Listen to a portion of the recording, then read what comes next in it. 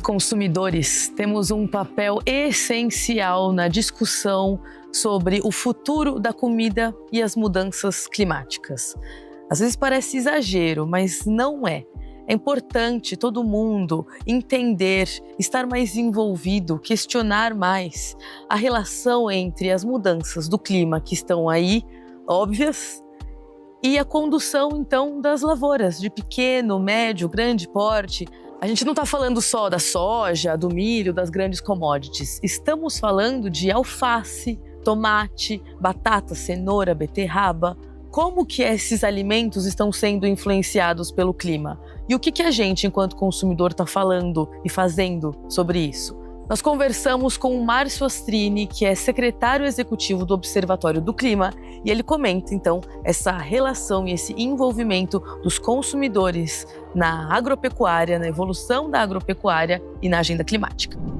Toda essa agenda de meio ambiente, e são coisas específicas da área de meio ambiente, manejo florestal, você tem a recuperação de florestas, você tem uma série de circunstâncias que são ali muito comuns no discurso ambiental, na nossa prática, mas estão longe do consumidor, do dia a dia das pessoas.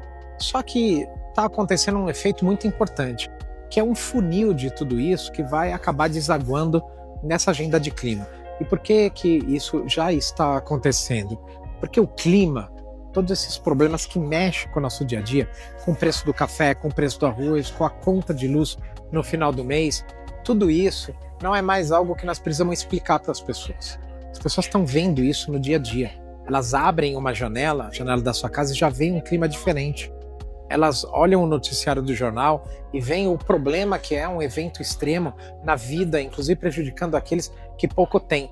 O preço do café quando sobe é porque quebrou uma safra no Brasil, na Indonésia, no Vietnã. Essas relações estão ficando cada vez mais diretas, estão ficando cada vez mais claras para as pessoas. Então elas vão começar a perceber que as boas práticas ambientais, todos esses programas que levam à proteção de florestas, esses programas que levam à melhoria da produção da comida que vem para o nosso prato, todas essas vão ganhar um valor muito grande. Porque no final de tudo, o que nós vamos ter são aquelas práticas que ajudam a resolver o problema do clima ou aquelas que atrapalham. E a agropecuária e a pecuária brasileira, ela vai precisar fazer a sua escolha. Com o passar dos anos, a verdade é que a conexão entre campo e cidade foi se perdendo. Lá nos primórdios, se a gente lembrar, do início das sociedades, elas se desenvolveram muito pela agricultura, pela proximidade com a água e então a possibilidade de plantar e colher. E aí sim houve a expansão das áreas rurais, e aí então houve a criação das cidades. E hoje, nos dias atuais, a gente se distanciou demais do campo, mas é preciso retomar com frequência e também com o coração aberto para dialogar, para entender as diferentes realidades, para poder, de fato, se colocar um pouquinho no lugar do outro. Afinal de contas, todo mundo depende de todo mundo. O Gabriel Quintana, analista de ciência do clima do Imaflora, também fala sobre essa importância de ligar, conectar de novo o campo e a cidade. O que acontece é que de uns tempos para cá essa relação não vem sendo tão fortalecida, de forma que certas percepções e conhecimentos sobre a origem dos nossos produtos, a forma de como são produzidos, como chegam até nós, nem sempre é tão clara ou valorizada. Isso distancia esses públicos, esses consumidores, do que acontece de fato no campo. Então, cada vez mais é necessário nós fortalecermos essa relação para que ela, sim, seja uma contribuidora forte para a segurança alimentar, uma vez que a gente consegue entender como produzimos, o que produzimos e por que estamos produzindo daquela forma. E buscar as melhores estratégias e soluções para que a gente fomente, reconheça e escale todas aquelas práticas que vão ajudar a produzir mais, com mais produtividade, sem gerar pressão sobre o meio ambiente. Por exemplo, reduzindo emissões de gás de efeito estufa na produção e também via desmatamento. Exemplo disso, uma ferramenta que pode servir muito bem, são as certificações. Recentemente, o Imaflora lançou uma certificação chamada Beef on Track, o BOT.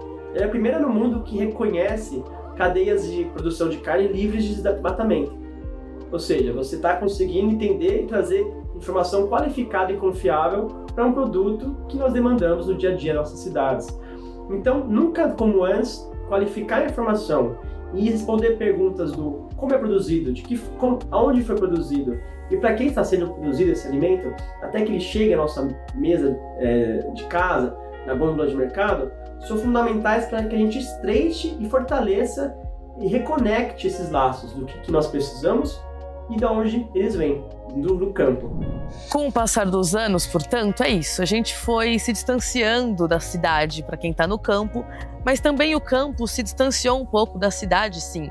A gente precisa se colocar mais no lugar do outro, entender que existem divergências, mas existe muita convergência. E a principal de todas é ela, a comida.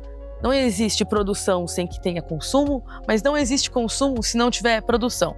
Para você estar mais envolvido nessas discussões, vale a pena assistir a série completa do Imaflora. A gente contou sobre os 30 anos aí da evolução da agropecuária no Brasil e se propõe então a olhar para o futuro, olhar para essas importantes discussões que envolvem a todos os seres humanos. Então, essa websérie ela está disponível, são 10 episódios e também fica aqui o convite para você conhecer o trabalho do Imaflora. Então, é só acessar imaflora.org.